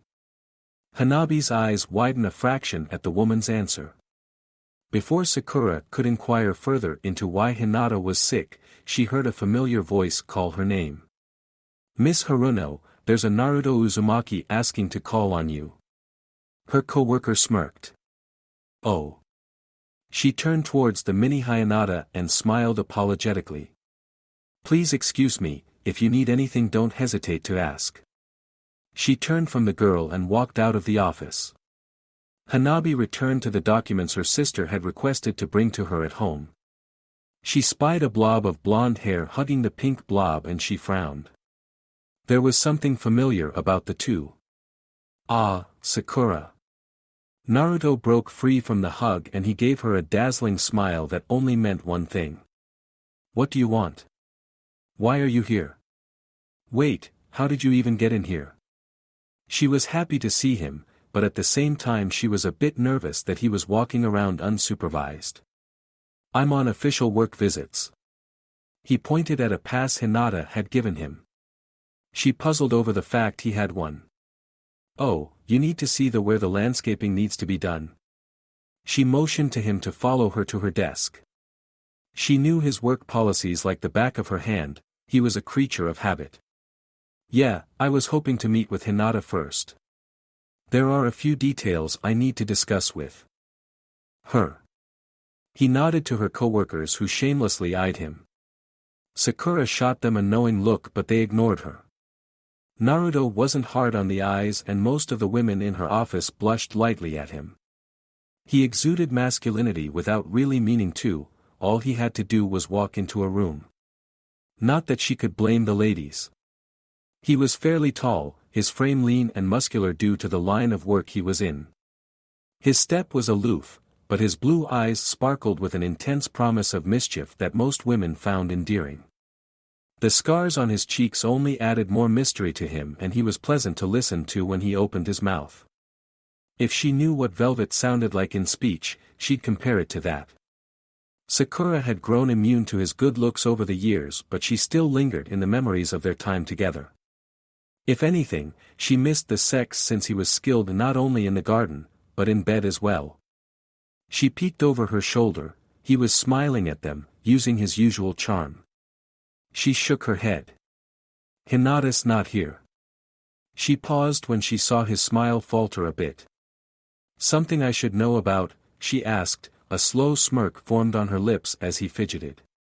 His reaction was a bit weird. Why is she not here? He tried to look disinterested but it failed miserably. She's sick or something. She was really confused when his expression fell. Sick. Yes, sick.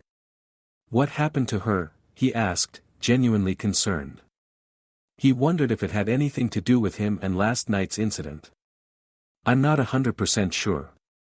She pulled out her chair slowly and thought on the night's events. She was acting weird before she left last night, especially after all the kerfuffle with the yearbooks. Yearbook thing? He was getting suspicious. She shot him a dirty look over her shoulder as they sat down at her desk. You're making me sound like a parrot, she warned. He grinned sheepishly.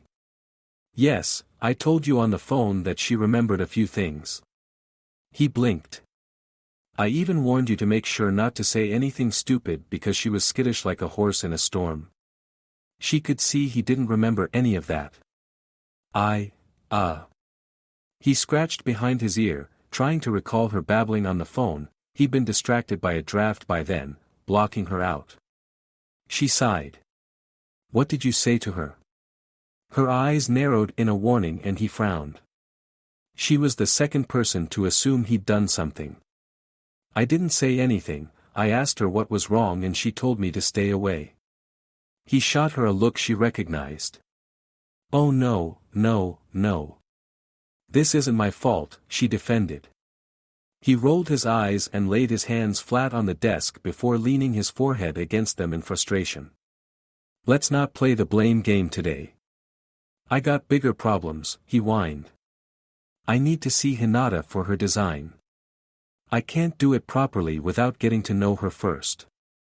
He kept talking but she could barely hear his muffled speech. I can't understand. You. Stop being an ass and sit up. She poked him until he sat up. She couldn't help but notice that he was feeling sorry for himself. Can't you just set up a meeting? I could, but I get the feeling she'd just send in a replacement or a rep. She seemed pretty shook up. Maybe I can be of help. Sakura and Naruto turned their attention to the smaller woman, who had appeared out of thin air. Naruto blinked. Hinata? His voice was heavily laced with confusion. No, I'm her younger sister. Oh.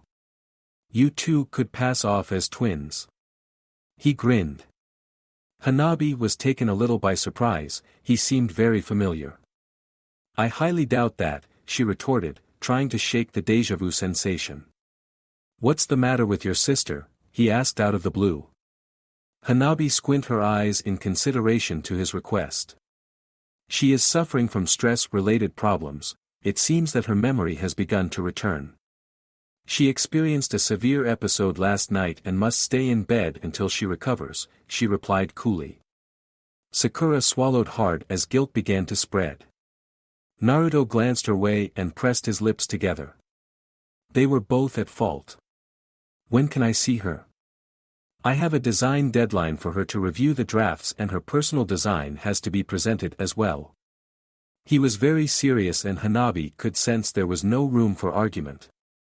I will advise Hinata of your request and prepare a meeting at her home. The young woman gave him a curt nod and spun on her heels quickly as she retreated to her sister's office. The two stared dumbly at her back. Sakura shook her head while Naruto wondered what the hell had just happened. Think they're fun at parties? She asked him, her eyes danced with a twinkle he was quite fond of. Oh, boodles. We might even need to hide the booze after a while to stop their crazy antics. He smirked. It was hard to imagine them like drunken college students. They both burst out laughing. A soft knock woke her from her light sleep. Come in. Her voice was still shaken up, but she was in her own home, surrounded by familiar things. There was no need to wear her mask. Hinata, her cousin started, your sister just called. She says that she wants you to make time to meet with Uzumaki for your contract with his company. She froze. Her cousin puzzled over her sudden change, but ignored it. I suggested that he pack for a few days since you will be unable to meet with him. She agreed that with him staying here he will be able to meet the requirements of the contract set by you, he continued. What? She didn't think she heard him right. I said that Uzumaki will be staying here while you recover. He can design and ask his questions. He wasn't in the mood to put up with his cousin's strange behavior. No, no. He can't stay here. I refuse. Niji ground his teeth in irritation. Since she had taken over the business, her old self had begun to resurface. Both Hanabi and he were quite pleased that the layers of her shell were being peeled away by her co-workers. Although her father had nothing but good intentions on recreating a Hinata that was confident, proud and direct, it had backfired. Instead he'd created an emotionless android. Since discovering that Sakura was her assistant, Niji had made a point to ensure she would work even closer with the pink-haired woman. He was even more delighted to hear that her old crush was the new contract she'd landed for the designs of the gardens. You don't have a choice in the matter, Hinata. He will be arriving here tonight. He turned and shut the door quite suddenly, not allowing her to object. She was furious. Thank you for watching. I hope you enjoyed it. Make sure to like and subscribe, and don't forget to share this video with your friends. Guys, make sure to help the author by visiting the link in the description. This is Fox Sage, and I'm signing off.